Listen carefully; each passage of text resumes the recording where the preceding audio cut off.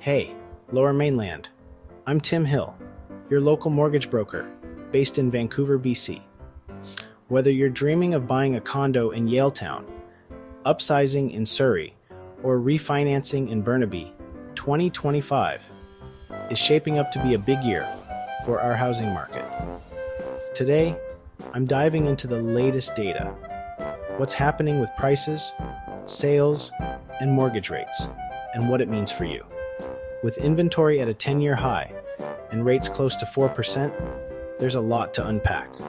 Stick around for my top 3 tips to make the most of this market. Let's get started. Let's kick things off with a snapshot of the Lower Mainland housing market as of July 2025. According to the latest data from Greater Vancouver Realtors and the British Columbia Real Estate Association, we're in a buyer's market, the most buyer-friendly in years. The benchmark home price in Metro Vancouver was $1.7 million in June 2025, down 2.8% from last year and 6.9% from the peak of $1.3 million in April 2022. Here's the breakdown. Detached homes average $1.9 million, down 3.6% year over year. Townhouses and multiplexes hit $1.1 million, down 2.3%. Condos dropped to $744,000, a 3.2% decrease. Inventory is way up, 17,000 active listings in July, a 26% jump from last year, and honestly, the highest in a decade. But sales, they're down 9.8% from June 2024, with only 2,181 homes sold in Vancouver last month. The sales to active listings ratio is 14.8%, well below the 20% mark for a balanced market. What does this mean? Buyers have more choice and bargaining power, especially for condos and detached homes. Sellers, though, might need to price competitively to move. As a mortgage broker, I'm seeing this shift open doors for first-time buyers and those looking to upsize, especially with mortgage rates dropping. More on that soon. Now, let's talk about the big driver for buyers: mortgage rates. The Bank of Canada has been cutting rates since June 2024, bringing the policy rate to 2.75% by July 2025, a 2.5% drop over the past year. That's pushed mortgage rates to some of their lowest levels in years. Right now, you can snag a 3 to 5 year fixed and variable at just over 4%. But here's the catch: the stress test still makes you qualify at over 6%, which limits borrowing power. For a $150,000 household income, you might qualify for a $900,000 mortgage at today's rates, but only $750,000 under the stress test. That's the difference between a townhouse in Surrey or a condo in Richmond. Affordability is improving, though. Home prices are down 2.8% year over year, and median household incomes rose 0.8% in the first quarter of 2025.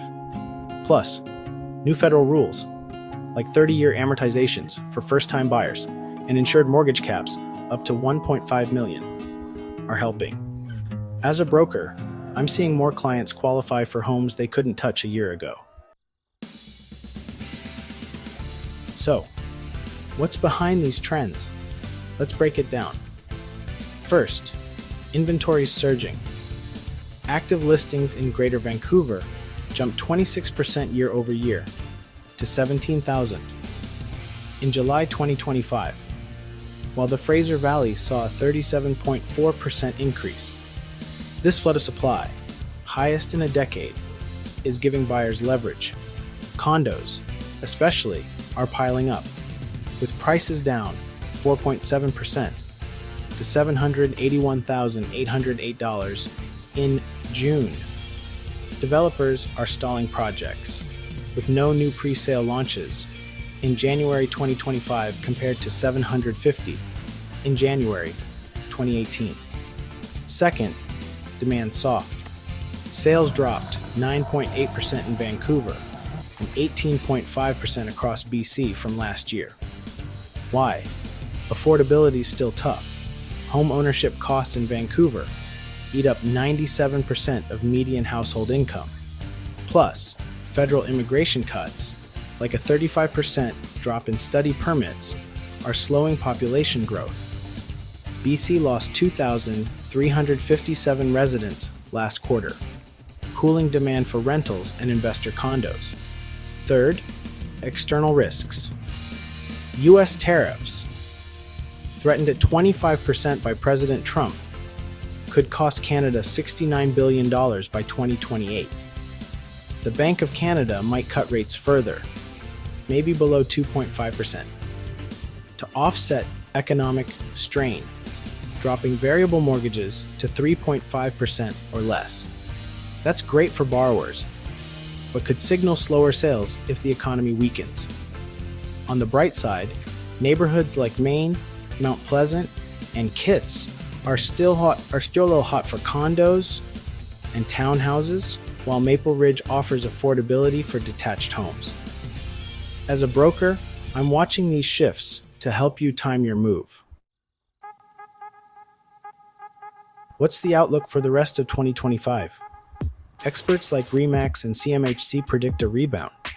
Sales could jump 13% province-wide, driven by low rates and policies like longer amortizations. Prices might rise 1 to 4%.